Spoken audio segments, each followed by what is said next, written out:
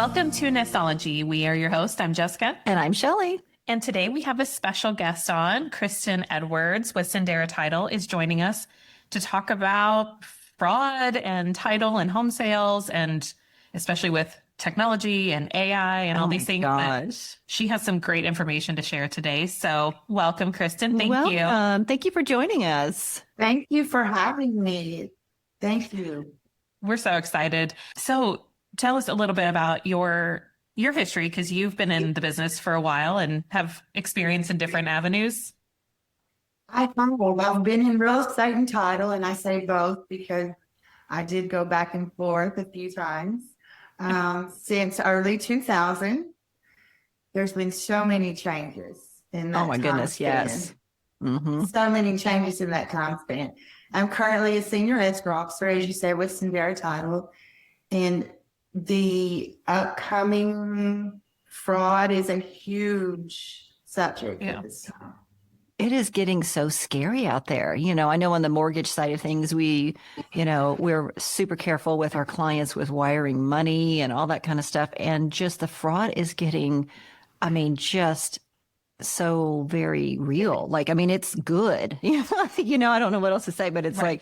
it is scary, good stuff that's happening. I say that the wrong way. Not good. That's not what I meant. But I guess Realistic. yes, that's what I'm trying to say. It's just getting so realistic that, even some of the things I see, I might fall for, right? So what are you seeing? Well, and the good part of it is that we have the tools, we have the knowledge to combat these times with fraud. There's so many different ways the criminal, we're going to call the fraudster a criminal, Yes. Mhm. into our daily lives and our business. And I feel like the average consumer is not really aware of all the ways that can happen. In 2024, Texas was rated in the top 2 for fraudulent cases What? In the nation? in the nation. Wow. So with over, millions of dollars in loss.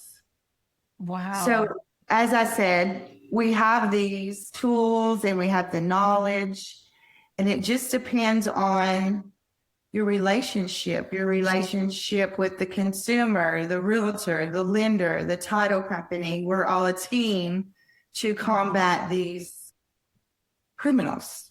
We're going to Absolutely. criminals. Mm-hmm.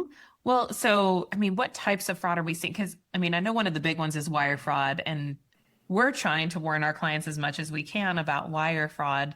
Is that one of the big ones that you're talking about? So, traditionally, when it became apparent that, wire fraud was an issue several years ago, that was the biggest, fraud that we had forefront. Today, there are other things that kind of push the wire fraud backwards a little bit. Okay. And that's AI. Okay. AI is upcoming, it's big and it's real, and it's very meticulous, I'll say, with voice copying. Oh my God. They can, through AI, call your phone, like Shelley, call your phone and get your voicemail. And then they can use your voice just from what you've left for your clients as a voicemail, and they can make a whole conversation with your voice. What? And then pretend to be me and call Pretend to you, be for you. example. And Exactly. And it's your voice I'm hearing. oh my gosh. Wow. So that's huge. They're doing driver's license, fake IDs, fake passports. Yes. There are many ways. Even, we thought we were so smart and we video calls. Okay. I'm going to make sure you are who you are. So I'm going to Zoom call you. We're going to do a video call. Yeah. When you get on the Zoom call, you're looking at, just as I'm looking at you all, you're looking at the person on the ID. They have taken their photo and made a person sitting in a chair in front of you. Mhm. So in order to verify that this is the person, you would ask them to raise their right hand. And they just sit there. So that's how you verify if it's them Oh or my not. gosh. If it's AI, they won't be able to move their hand. There will be no interaction. Are you serious? I feel like I should rate here. I'm real. Hello. Yes. Because Like, what? Oh my gosh. So they're getting very smart. And with technology, they have it in their hands. Wow. These are things I hadn't even thought I hadn't about. I either. mean, I primarily hear, wire fraud on my Yeah. end, right? Exactly. But, there are a lot of transactions that, could potentially be closed, I guess, over. But do you see closings happening over like Zoom calls and things like that? Or Well, we do have, there is RON, remote online notary closings. Right. I haven't had many of those in my career, but that is an option. But here in Texas, we have to have that one last piece. Like we don't do a full RON.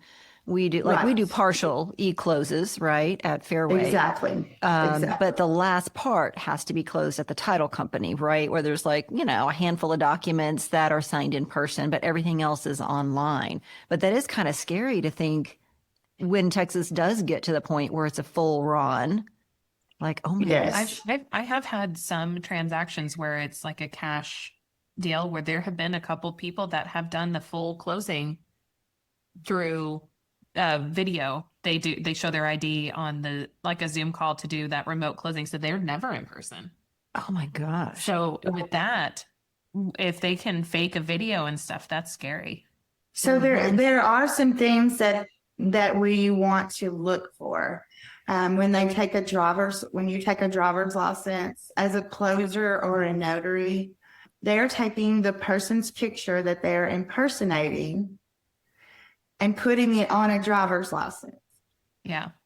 So I had one of those it didn't make it to closing, but we had I listed a property and I had red flags. Like I saw things. I think you and I talked about this. we did talk about this. But yeah, I asked for his ID because it was land, and he sent me an ID that had his photo but it had all the information. It had the address and name of the person that was in tax records as the owner of the property. So yeah, he faked that ID that he sent to me. But again, I had the feelings. That's why I kept pushing for more. But a fake ID is way too easy now. Right. And the underwriters in title, and, we're regulated by TDI, and they have multi-factor authentication. Yes. That's a hard word to say. Authentication. Yes. Yeah, they have that in place now. So we're able to take that driver's license, go into a portal, or they have it now where if you lay it down, it turns gold. Okay. And if you lift it up, they're doing the new driver's license different. So there's different. So what do you mean when you lay it down? So you take a driver's license, or are you what are you doing? Putting it, what do you mean? So if you lay it down on the cab, I can't. Oh my gosh, I thought I turned that off. Listen. Okay, so sorry. I'm sorry. They're and I don't know if they've implemented this. It's in the process. I don't know if they've issued driver's license yet, but they will be able to. You lay it on on a surface, and it'll be one color. And then when you pick it up and light comes through it, that star. Oh, okay. On the driver's license will be That little gold star, is that what it is? Yes, and that's another way to verify that it's a real license. So there will be things on there'll be new ways to check that and verify that. They also have a machine. It's a little machine that you can insert the driver's license, and it will authenticate. I said it that time. It's a tough word. I have a hard time with it. So the TDI is very active and, and coming up with ways to combat these criminals. I just think that we all need to be proactive Yeah.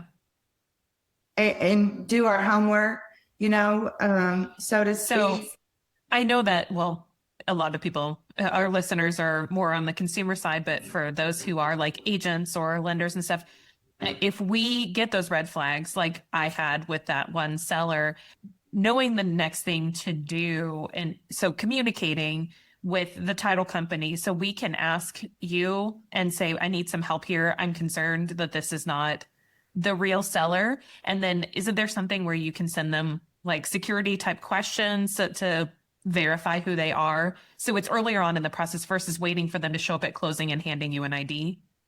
Absolutely. And some of the most vulnerable targets are second homes, vacant land, Yeah. the unoccupied, properties. And I think it's important to have that relationship with your title company so that, hey, this guy called me on the phone and he wants me to list a property in Denton County and he's in Africa. Yeah. And he is very vague, but he sent me a driver's license. It matches. He sent me his passport. It matches. Yeah. But I still have a gut feeling that this is fraudulent. And that relationship with your title company, your escrow officer, the person you're used to working with, and that could be multiple title companies, Yeah. Not everybody puts all their eggs in one basket as far as the title company, but have these relationships with the people that you are working with so they're aware. So what I do, and I don't know if it's company wide, I sometimes might go overboard, but my escrow license is my livelihood and my clients are priority. Yeah. You knock on wood, in my 20 plus years, I've not had a claim. And That's amazing. I might go overboard. But when you bring me, Jessica, you bring me a contract and it's a vacant piece of property. And like I said, your guy's selling this, he's in Africa, whatever. I'm going to look at the tax roll. Mm-hmm. And if he's a criminal, and he's up on his game and fraud, he's already copied that information from the taxing authorities. However, I'm going to send a letter on company letterhead and reach out to Mr. Seller or Mrs. Seller and ask them, once they receive the letter, there's some verification points. That seller is going to call me. They're going to have a PIN number within the letter. Then the fraudster's not going to receive that. Yeah. The seller is. Right. They're going to receive it in the mail. So, and then they're going to call me. They will call me and give me that PIN number to verify. It's just another point of verification. So when you have those feelings as the realtor, I need to know that right away because I've got to get a letter in the mail to this person so that we can verify. Yeah. It, and another That's what I'm saying, getting it early, because if there are, and the more that we communicate with our partners in this, because there may be a little red flag that Shelley had where she had a moment where she was like, this doesn't feel right. And I had that little moment and you had a little moment. We bring it all together and we realize that combined, this is a really bad picture we're painting. So then we can catch it before it is under contract and there's a buyer who's now suffering. And so I think all of us, the more, like you said, proactive that we are, it can save people a lot of headache and loss of money. Absolutely. Absolutely. Yes. And once we get into that contract, and I was a realtor for many years as well, those timelines, Shelley has somebody locked in on their interest rate. You have a closing date. We have payoffs in line. That is not the time to find out. Yeah. that No. seller is So not true. really Yeah. I mean, So the good to early- catch it before closing, but yeah, even before getting under contract, because that poor buyer, when they lose out on the property that they thought was going to be their home, and yeah, we don't want anybody going through that. Absolutely. So what other types of fraud do you see on your end? I think those are the main frauds. Deed fraud is another one. Deed Where fraud. someone- Okay, what does that mean? Where someone has taken that property and they file a deed like they purchased it. So now they're the seller. What? Yes. So elderly people they target, again, unoccupied properties, second homes, they are monitoring this and they can file a deed. How do you do that? Like they're so creative. So, and then you con the notary into notarizing it. I have had one before where it was a fraudulent deed and we caught it. Really? How'd you know? Well, it was just, I looked at all of the documents. Obviously, in title, we have a title plan.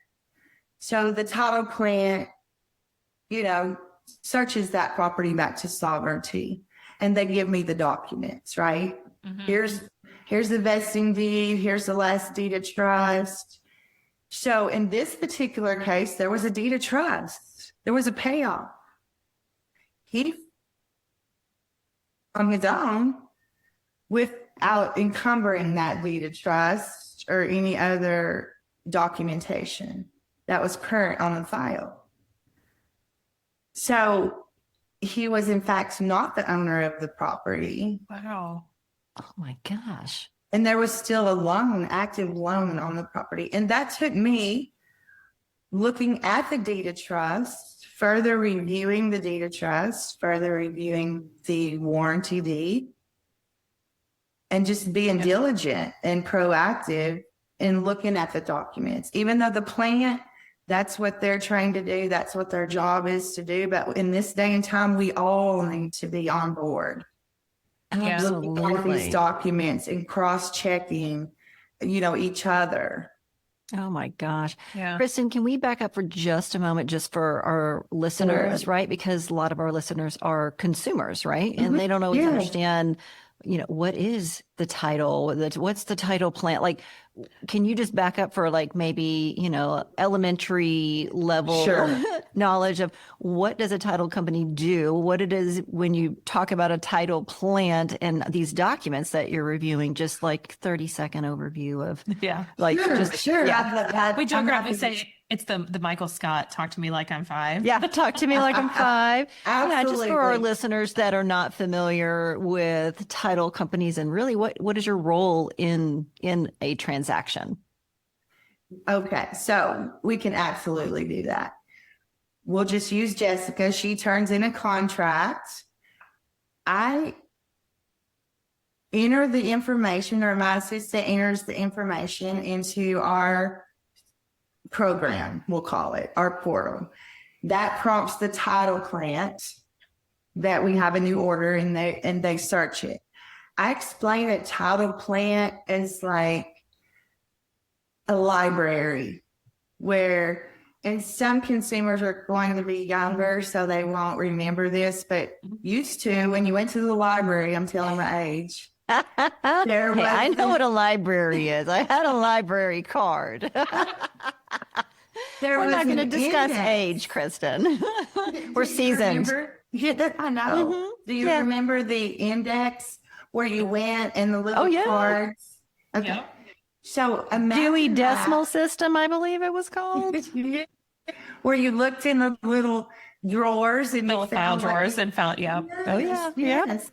So that I compare that to the title plant. Imagine a million little drawers with all the information on that property back to sovereignty. What does that mean? So from the first document that was ever recorded For the property. Okay. for Okay. that property, the plant is going to search it back as far as it goes.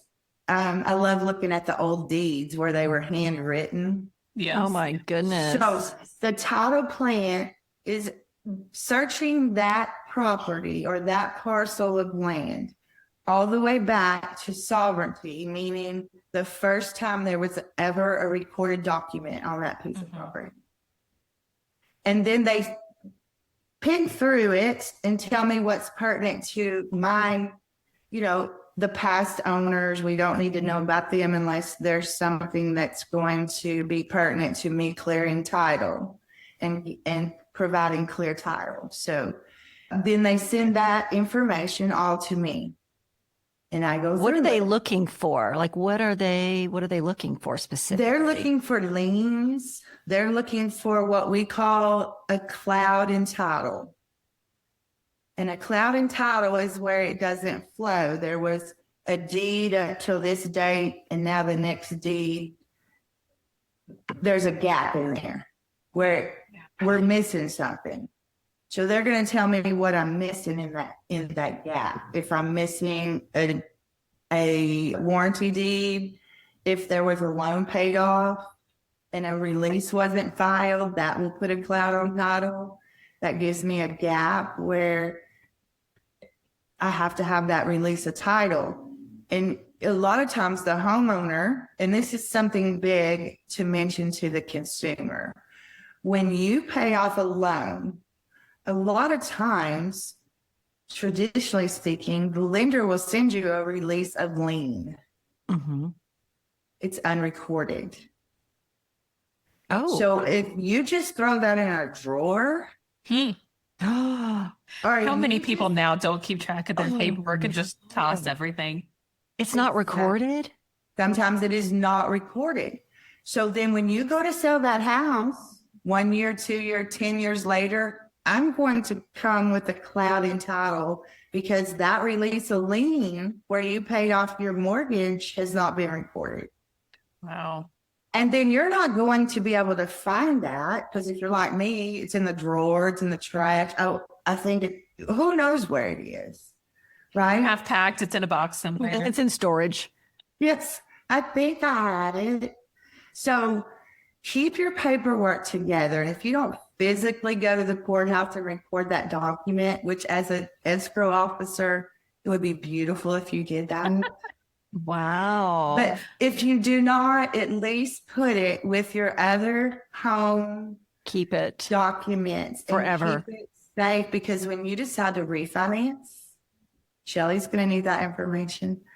When you Mhm. decide to sell, I mean, Jessica, your clients, that will keep the process so clean, Yeah. so clean. So a lot of times that document is not recorded, and that's what we call a cloud ring title. To get back to that, we're looking for bankruptcies. We're looking for child support liens. We are looking for, when you bought the property, it was Alice and Tom, Yes. but now it's just Alice.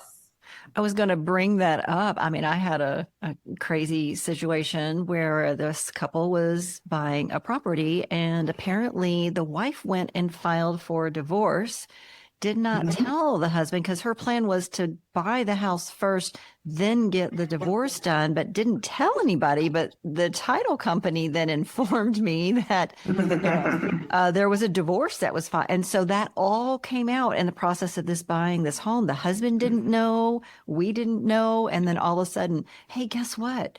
Yeah, you filed for divorce and it's out there. You can't, Right. So I mean, it's, you guys find out all kinds of stuff on your side. everything we hope. Mhm. And at the end of the day, we also need the consumer to be diligent. Yeah. If you owe a payoff to Fairway Mortgage and you also have a second lien for a swimming pool, but I haven't mentioned that, Mm-hmm. then hey, there's a second lien. We have a swimming pool. We have a loan for our swimming pool. Should Yeah. I know that as a title company? Absolutely. But if Mhm. we're all being Right. proactive, You guys find out everything, Yes. basically. So, right? So just everyone, the main and the ultimate goal is for everyone to be proactive. Yes. The realtor, the lender, the closer, the seller. You know, at the end of the day, I feel like title is, let's compare it to football just for fun, right? Even though we're a Why bunch not? of girls. You know, you throw the ball to the title company, I get it, and I'm the one that's going to run it to the end zone. Yeah. You know, we're going to, so I feel like title needs to be the one that catches things, but Yeah. it's most helpful if we're all proactive and we all share information. Mm-hmm. And then I've there's no told, room for error. yeah. I tell my clients, because so often I see people trying to hide things, especially if it's something that they're embarrassed by. It's personal. But the more that you share up front, then there's not these surprises, because Right. if you tell me you're going through a divorce, if you tell me you are in a financial struggle, like, we can't serve you best if we don't know all Absolutely. the shit going on Yeah. behind the scenes. I actually had one, you were talking about, like, if they know of a lien, it would have hit before closing. I know it would have gotten found at some point, but my client had a lien going against them from a personal judgment that was going to go against the house.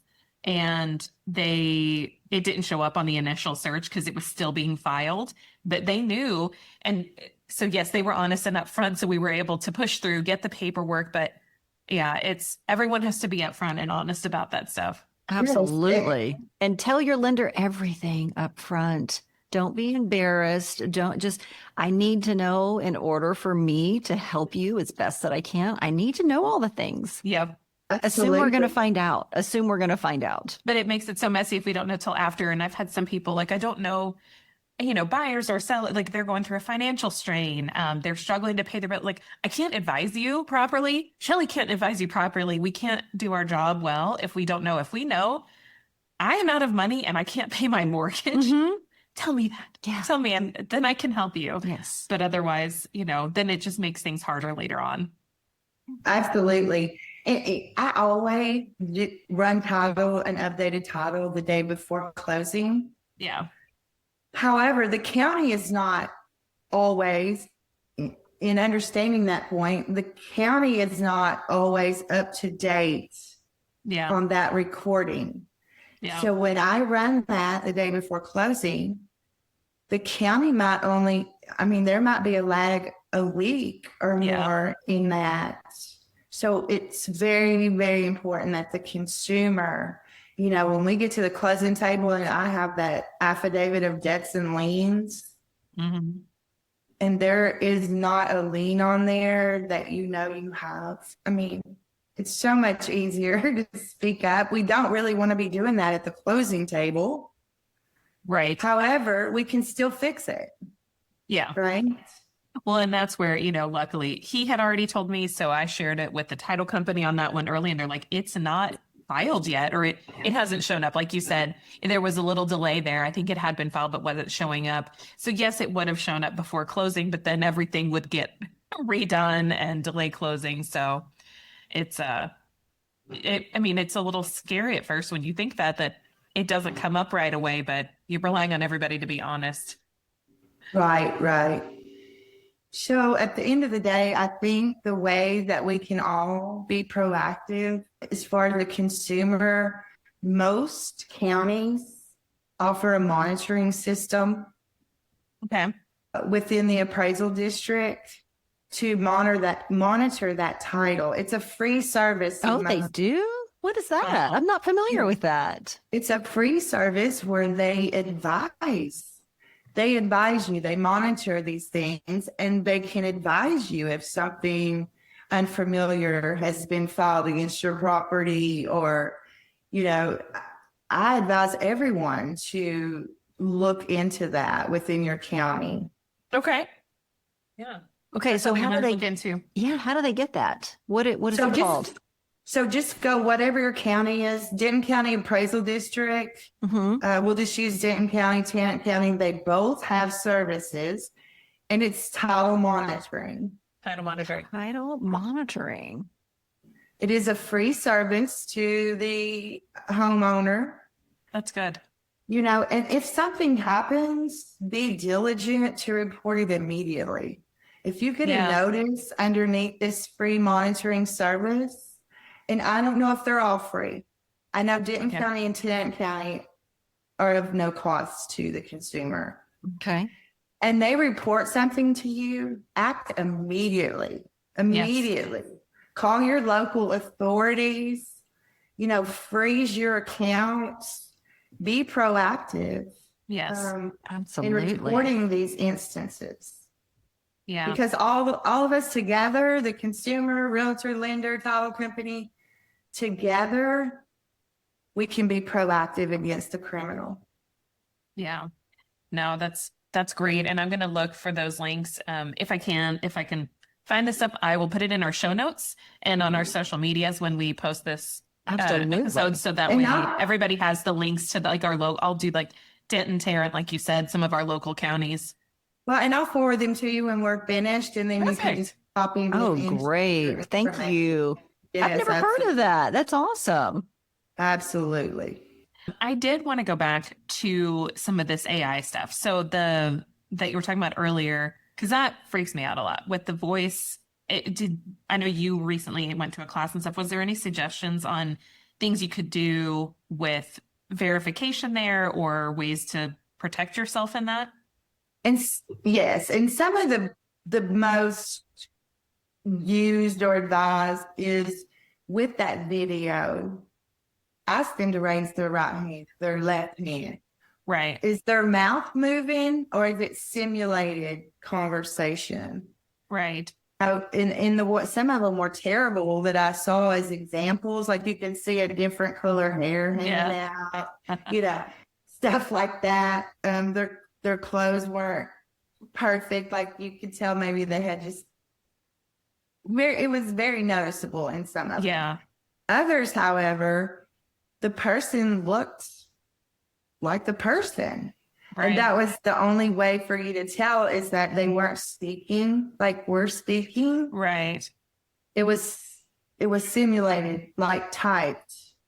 What if it's on the phone though? Yeah, Like that's what how would you know? Well, that's where they're doing the voice right. simulation, where they've used our voices off of our. Is it coming up from their phone number? Like, are they doing that thing where they ghost the number so it shows up? Absolutely, Okay. absolutely. So I'm just But what- wondering for people, like if you are, I guess what I'd be advising my clients if they get a call from me saying, I need you to wire funds today or whatever, that telling them to hang up and call back to my number. Absolutely. So I guess that's Absolutely. the best way to handle that. Oh, I'm just yeah. wondering like how to, now that you're talking about this, I remember hearing a story a while back of a woman who got a phone call from her daughter, or it was her daughter's voice calling from a stranger's phone saying that her phone died and her car broke down and she needed money. But she said it was her daughter's voice. AI had used a clip of her daughter to create that message saying, Mom, I need money. So that's Absolutely. just wild to think about, but how we can protect ourselves and our clients with that. And I just think to inform them, to just continue to inform them, not to scare them, but to be make aware. them aware. Make them Yes. be aware. If you know what, I'm your realtor. I'm not going to call you and tell you to wire money Yes. ever. Mm-hmm, mm-hmm. Oh, and just a few years ago, I got a phone call, and it was my bank, and I Yeah. needed to give them my information, and and I was just like, they're busy or whatever, and okay, here's my information. I hung up the phone thinking, oh no. So I hurried and called the bank, and I did it simultaneously. So it was very quick, and they were able to block accounts. Oh my Wow. gosh. Wow. But even when somebody sends me wiring instructions, and some people are going to like it, they're going to be aggravated, they're going to be annoyed Yeah. because Yeah. I have people say, I just sent you wiring instructions. Why are you calling me? Yeah. Well, for your safety, I'm calling you to make sure you are the one that sent the wiring instructions, and these are in fact your wiring instructions. I mean, it's a conversation I have with all my clients, even sellers, because they're usually not the ones wiring money in this situation. But I have that conversation with everyone about wire fraud. But I guess we have to start including now that even phone calls could be faked. So I know. There's so many hanging up, things that, calling back. Yeah. right. There's so many things that can be fake. And, you know, they're getting better. These Mhm. fraudsters, these criminals, as I continue to refer to them, they're getting better. And technology is allowing them to do so. Yeah. And there's not monitoring. We're not monitoring these things, Yeah. right? So just to inform people, I think, is the main thing. Inform that this is happening. You know, we don't want to scare you, Yeah. but this is what we do. And, Yeah. you know, we're all going to be proactive. The title company, I'm going to look on those, you know, as slick as they are, there's something that's going to be off, right? You just have to look for it. Absolutely. Well, and even outside of a real estate, scam, when we get those scammy phone calls, like I get them all the time. Someone bought an iPhone on your card. Please click or call to verify. So first is slowing down because it's always rushed. It's something urgent. Like you have to do this quick. Something's about to happen. So no matter what type of fraud, it's always rushed. They're trying to get you emotional and get you to hurry and do something stupid. But if it doesn't feel right, like a text that says someone just bought a new iPhone, that's not how my bank would say that. They would say there is a suspected fraud charge of $1,200 charged to X place. They're not going to say someone just bought an iPhone. So having to sit down and really look at the situation and think through things before making a reaction to it. That knee-jerk reaction. And we all get caught up in life and we're busy. Yep. And you know, it's totally human to be, oh my gosh, let me take care of this quickly. Click the link. Don't click the link. I got yesterday that said in 2 hours, all your photos are going to be deleted off your phone. Oh my gosh. You know, and at first I was like, what? Okay. No, they're not. I had the one where I missed jury duty and the police officer was heading to my house Oh to my come God. and me and I saw the kids. And for a moment I was like, oh my gosh, like I am crap about going through my mail. Like did I miss a jury summons? And so I'm panicked. But yes, you have to stop for a minute because police officers not heading to my house to arrest me, but they were banking on me freaking out and giving them credit card information. So Right. I know. And mine is like verify your renewal of Geek Squad. I'm I like, get that one. Oh my gosh, so much for Geek I Squad. have Geek Squad. I probably need it, but I'm just saying, like, I'm like, delete. But they freak you out because they're like, okay, you're about to be charged $1,000 to renew your membership or something. Yeah. And I'm like, I don't have a membership for that. They're getting clever. Right. They are. Yeah. I know. We have to be on purpose. It's like trust, but verify everything. Yes. So, when you're in a process of buying a house and, you're at the end and you're going to be wiring funds, it's like we all are having that conversation with our clients. It's like you're wiring a substantial amount of money. And if something were to happen to it, you may not get it back. So you do need to take those extra steps. Don't just, wire the money because somebody emailed you the wiring instructions, right? I always tell them, call the title company, call the escrow officer, but don't say, is this correct? No, you ask them to read it back to you. Absolutely. You call the phone number of the actual person, you speak with your escrow officer, you say, can you please read your wiring instructions back, and you verify. I mean, unless there's a better way to do it, that's what I've been doing. Well, and when someone sends me wiring instructions, I don't call the phone number on the email. Right? Exactly. I Google the number. So you as the consumer, if I send you wiring instructions from Sendera Title in Westlake, Texas, Google Sendera Title in Westlake, Texas, Yeah. and call that phone number. Exactly. You know, and make sure that even though, you know, if it's me, my email's going to say that number, but guess what? Mhm. The hacker can still be involved with that. Yeah. So I have been in a situation with the wire fraud. Fortunately, we were able to recoup the funds, Oh, good. but it was as though he heard or she heard every conversation. It was wild. Like Yeah. even phone conversations came into play. Wow.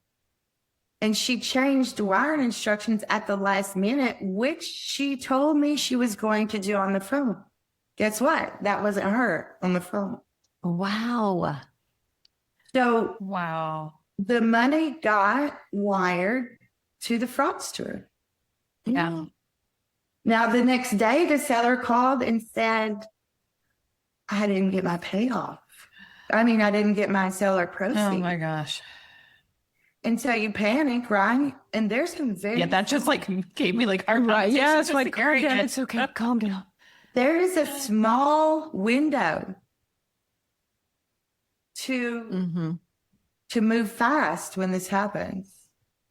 So I'm telling you that guy was slick. I'm trained to look for these, and I still got hacked, you know. Oh, yeah. Yeah. So we just have to be careful. Texas is actively addressing real estate and title fraud through legislative efforts and increased awareness of scams, but be proactive. Yeah.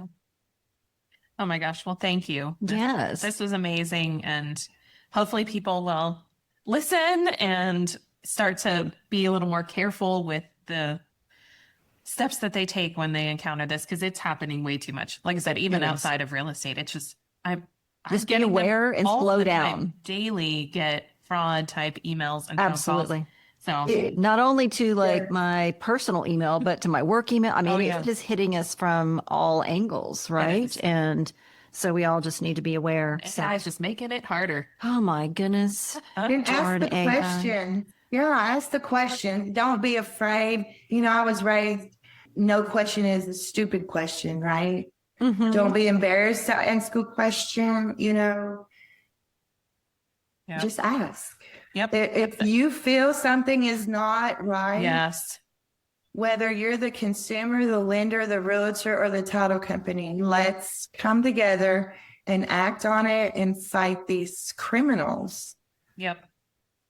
I tell my client, because there's so many emails that come through this process, I'm like, call me every day if you need to say, is this a legit one that I need to respond to? Absolutely. Rather you do that than send something personal to the wrong place. So That's true. Absolutely. That's even, you know, after closing, right? When people get spammed with all the stuff, you know, when after everything's recorded with the county and then the county is public record that somebody bought a house, the stuff that comes out is unbelievably legit looking.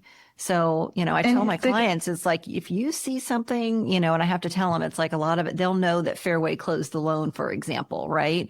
And so they'll put Fairway on there. And I'm like, look, if it's not my name on it, if my photo is not on it, like I did not send it to you, you know, send it to me, take a picture of it, send it, because it looks so very, very legit, especially the ones that say, let us file your, you know, your homestead exemption for $30. And I have told people time and time again, like, don't give anybody any money for that. But I'm telling you, I still have clients that'll be like, I gave him $30 and I never got it. And I'm like, oh, like, yes. it's free. It's free. It's free. I know. So this has been great. Kristen, Yes. thank you so much. Well, and then I You're will make so sure welcome. that, thank you, in the show notes and on our social media channels, I will post those links for the monitoring, and I will have Kristen's information. Yes. So if you need help with title or have any questions, I'll have her info there so you guys can reach out to her as well. So thank you so much. And then for our listeners, our social media channels, if you're not already following us, it's Nestology Podcast on Facebook and Instagram. Well, thank you for joining us, where we help you make the best of your nest. Bye. Bye.